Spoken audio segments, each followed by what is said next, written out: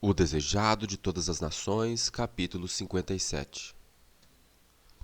O jovem rico, um príncipe, tinha muitos bens e uma posição de destaque de responsabilidade. Ele observou o amor de Jesus pelas crianças e ficou tão comovido que correu na direção do mestre. Com sinceridade e fervor, ele se ajoelhou diante de Jesus e fez a pergunta mais importante para a vida dele e a pergunta mais importante de cada um dos seres humanos. Bom mestre, que farei para herdar a vida eterna? Jesus então lhe respondeu: Por que você me chama de bom? Ninguém é bom a não ser um que é Deus.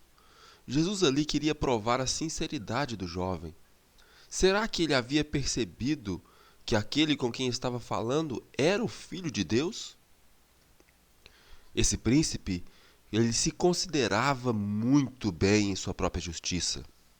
Jesus então disse a ele que a obediência aos mandamentos de Deus era necessária se ele quisesse obter a vida eterna. Ele disse então: Mas eu tenho obedecido aos mandamentos desde que era criança. O que me falta ainda? Cristo então sentiu amor por ele, desejou lhe dar paz e alegria e disse: Falta-lhe ainda uma coisa. Venda tudo que você possui, dê o dinheiro aos pobres e você terá um tesouro nos céus. Depois venha e siga-me.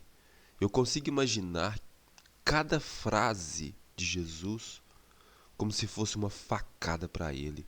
Venda tudo que você possui, dê tudo para os pobres, aí você vai ter um tesouro no céu. E depois venha me seguir.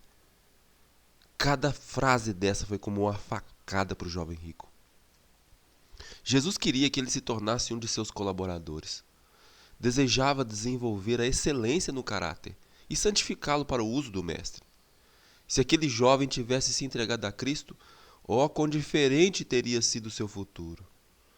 Só faltava uma coisa, mas era essencial, era vital.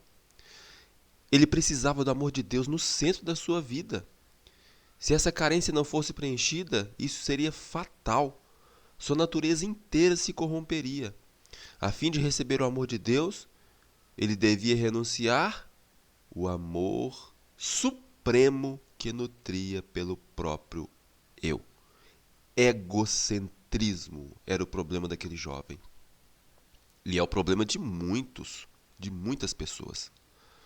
Se ele decidisse seguir a Cristo, devia obedecer suas palavras em tudo e descartar seus projetos ambiciosos.